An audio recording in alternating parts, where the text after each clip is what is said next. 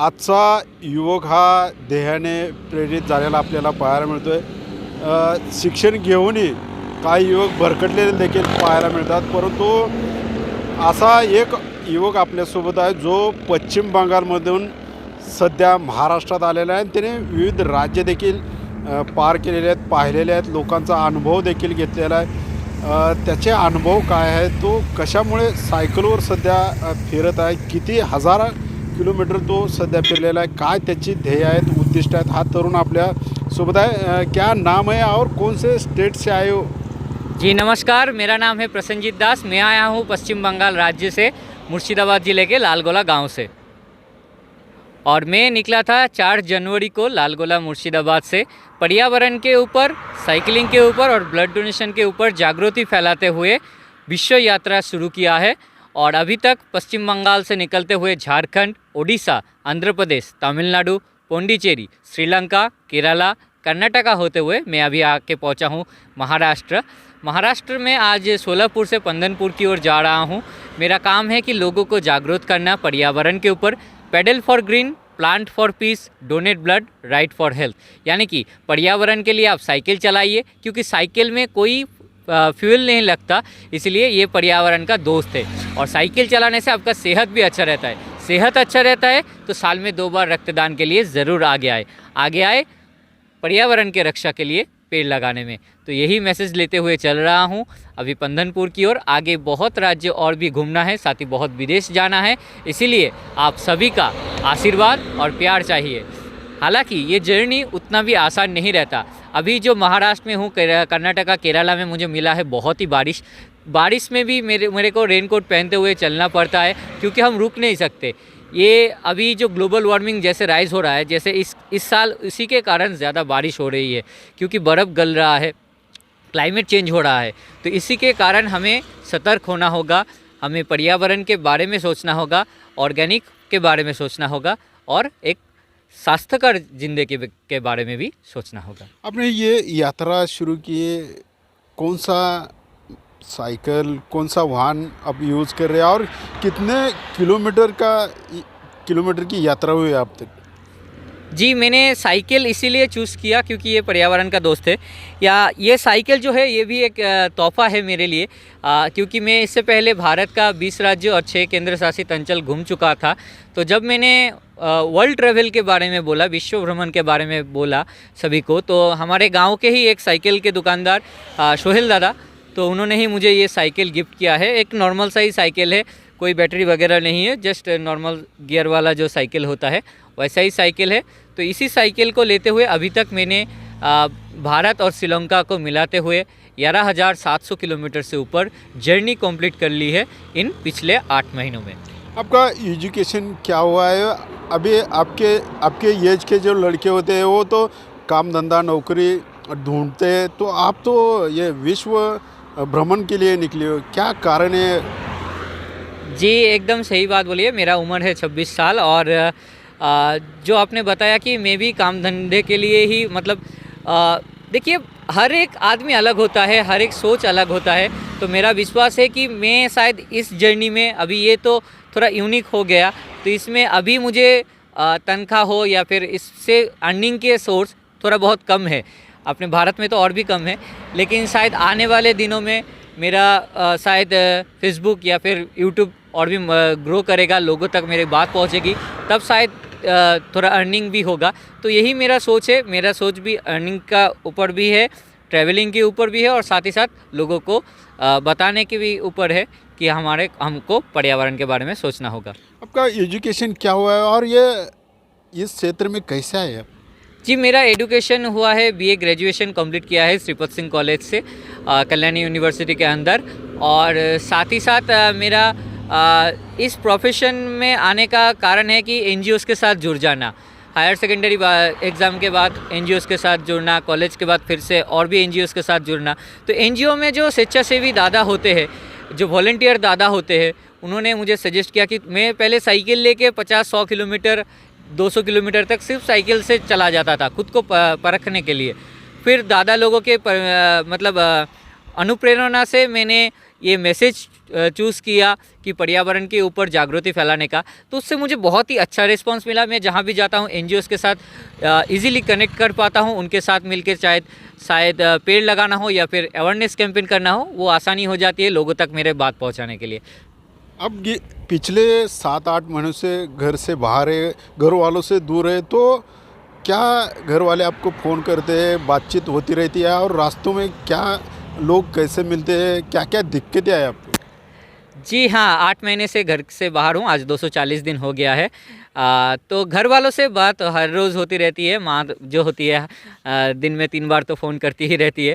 तो घर वालों से बातें होती रहती है, और उसके साथ जो तकलीफ़ है, देखिए आप निजी ज़िंदगी में बहुत सारे तकलीफ़ें हैं, लेकिन हमको तकलीफ़ों को सुधार के आगे बढ़ना होता है। तो साइकिलिंग की ज़िंदगी में भी कभी धूप तेज़ मिलता है, कभी बारिश तेज़ मिलता है, कभी मौसम उतना सही नहीं रहता, खाना सही नहीं मिलता, पानी सही नहीं मिलता, लेकिन हमें उसको सुधार के चलना होगा। अगर पानी सही नहीं मिलता तो उसे उबाल के पीना चाहिए, ताकि उसका जो बैक्टीरिया है वो ख़त्म हो जाए और हमारा पेट भी सही रहे, क्योंकि अपना शरीर सही रहेगा तभी हम आगे बढ़ पाएंगे। तो ऐसे ही जब भी कोई चैलेंज आता है, ज़्यादा धूप हो तो उस दिन हम कम चलते हैं, पेड़ के छाँव में ज़्यादा आराम करते हैं, बारिश हो तो फिर भी थोड़ा रुक जाते हैं, कभी रेनकोट पहन के चलते हैं। तो जैसा समस्या उसका वैसा ही समाधान निकलते हुए आगे फिर चलना होता है हमें। अब इतने स्टेट घूमे हो, तो क्या उनकी विशेषता है ये? जी, हर एक स्टेट तो क्या, हर एक 100 किलोमीटर में कल्चर थोड़ा चेंज हो जाता है, भाषा में भी थोड़ा बहुत चेंजेस दिखने को मिलता है।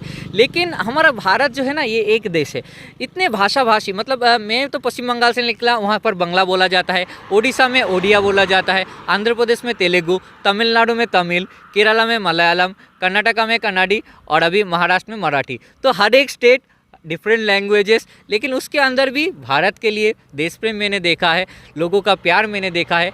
और हम जैसे ट्रेवलर्स के लिए लोग अभी भी काइंडफुल है, प्यार करते हैं, आशीर्वाद करते हैं, कंट्रीब्यूट भी करते हैं, और हमारी बात सुनते हैं कि हम क्यों निकले हैं, हमारी बात को समझने की कोशिश करते हैं और भी लोगों तक पहुंचाने की सहायता अभी करते आप हैं। रास्ते से जा रहे, हाईवे से जाते हो, तो रास्ते में बारिश आती है, और कहाँ कहाँ ठहरते हो, और ठहरने खाते क्या हो, कैसे, और ये खर्चा कैसे निकलते हो? हाँ जी, तो रास्ते में चलते चलते जब बारिश आने से पहले हम थोड़ा समझ सकते हैं, क्योंकि हम साइकिल से चलते हैं, तो जब भी देखते हैं कि बादल एकदम बूढ़े हो गए हैं, तभी हम थोड़ा आसपास में शेड वगैरह खुद ढूंढने लगते हैं, तो उधर रुक जाते हैं अगर तेज़ बारिश हुआ तो। और अगर धीरे बारिश हुआ तो हमारा जो ये तिरपल है, इससे हम पूरा बैग वगैरह को ढक लेते हैं, और एक रेनकोट भी है, उसे पहन के फिर धीरे धीरे हम चल लेते हैं। तो ये हो गया बारिश के लिए।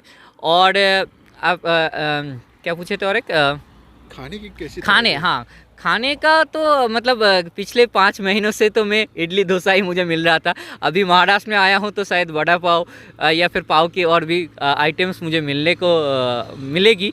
तो यही डिफरेंस तो रहता है, लेकिन जहाँ पर जो मिलता है वही हम ज़्यादातर खाते हैं, लेकिन कोशिश करते हैं कि एकदम सादा सीधा खाना खाएं जो कि हमारे बजट में भी आ जाए। और जो खर्चे के बारे में पूछा, तो अभी बहुत सारे एनजीओज़ है, जैसे रोटरी क्लब, लायंस क्लब हो गया, हमारे लोकल्स कुछ एनजीओज़ है, संजीवनी संस्था, mission green universe, Anupran, universal fighters, तो इन सभी का मदद लेते हुए हम चल रहे हैं। और भी बहुत सारे एनजीओज़ है जो कंट्रीब्यूट करते हैं, तो उन्हीं के सपोर्ट से लोगों भी कंट्रीब्यूट करते हैं, तो उनके सपोर्ट से हम आगे जा रहे हैं। अभी फ्यूचर में क्या प्लानिंग है आपकी? जी, फ्यूचर में प्लानिंग है कि मेरा तो प्लानिंग है कि पूरे विश्व में घूमूं, और सिर्फ घूमना नहीं, वहाँ से भी कुछ लर्निंग ले आऊँ। जैसे अभी भारत का 8 राज्य घूमा, तो उधर से थोड़ा थोड़ा लर्निंग लिया, तो ऐसे लर्निंग भी लूँ, और फ्यूचर में और भी देश घूमूं और जानूँ कि भारत में उस देश से हम क्या ला सकते हैं, और उसी को आगे जाके इम्प्लीमेंट करें। अब आप घर कब पहुंचने वाले हो, और कौन से स्टेट घूमने वाले हो? जी, अभी मैं हूँ महाराष्ट्र में। जैसा कि बताया कि अभी तक ये जर्नी एनजीओ सपोर्टेड है और कोई स्पॉन्सर नहीं मिला है, तो स्पॉन्सर के लिए हम बेसिकली मुंबई, गुजरात की ओर अभी जा रहे हैं, दिल्ली की ओर भी जाएंगे गवर्नमेंट सपोर्ट के लिए। तो अगर मिलता है तो फिर हमारा जर्नी कंटिन्यू होता रहेगा, जितने दिन हमारे परिवार में सभी तंदुरुस्त है, फिट है और कोई दिक्कत नहीं आती है, तो तब तक हमारा ये जर्नी कंटिन्यू करने का इरादा है। और मेरे प्लान अभी है, अगर कोई भी सपोर्ट हमें नहीं मिलता, सिर्फ लोगों का ही सपोर्ट, एनजीओ का सपोर्ट ही मिलता है, तो हम 10 देश का प्लान 10-12 देश का प्लान लेते हुए चल रहे हैं, जिसमें से अभी श्रीलंका हुआ है, आगे जाके साउथ ईस्ट एशिया के जैसे नेपाल, भूटान, बांग्लादेश, म्यांमार होते हुए सिंगापुर, इंडोनेशिया जाने तक हमारी कोशिश रहेगी साइकिल पर। साइकिल पे। अभी जो आप युवा है, युवाओं को क्या कहेंगे, क्या संदेश देंगे आप? युवाओं को संदेश यही देंगे कि आपका सोच अलग है, हर किसी का सोच अलग है, तो एक ही रास्ते पे भागिए मत, अपनी सोच पे थोड़ा वक्त दीजिए, थोड़ा उसके ऊपर भी स्किल डेवलपमेंट कीजिए और उसके ऊपर आगे बढ़ते रहिए। शुरुआत के दिन थोड़ा मुश्किल रहेगा, लेकिन आने वाले ज़िंदगी में आप एक नया कुछ सोच ला पाएंगे, जिससे और भी लोग मददगार होंगे। तो यही मेरा सोच है युवाओं के लिए अभी। पण जर पाहिले तर हा युवक पश्चिम बंगालवरून निघून आता सध्या महाराष्ट्रात आलेला आहे. जवळपास 7 ते 8 राज्ये यांनी प्रवास केलेला आहे. जवळपास हजारो किलोमीटरचा प्रवास करून महाराष्ट्रात आलेले आहेत आणि भविष्यात जे देश आहेत, सिंगापूर असेल, इंडोनेशिया, या देशाची यात्रा देखील सायकलवर करणार असल्याचं यांनी सांगितलेलं आहे. त्याचबरोबर रस्त्याने जात असताना वेगवेगळ्या ठिकाणी त्यांनी पर्यावरणाच्या संदर्भाने, ब्लड डोनेटच्या संदर्भाने जनजागृती करत सध्या हा युवक महाराष्ट्रातून जाताना आपल्याला पाहायला मिळतो आहे. त्याचबरोबर युवकांना देखील एक चांगल्या प्रकारचा संदेश दिलेला आहे आणि या युवकाचं वय अवघं 26 वय असताना हा भारत देशाच्या भ्रमणावर निघालेला आहे. BCS न्यूजसाठी अशोक कांबळे, सोलापूर.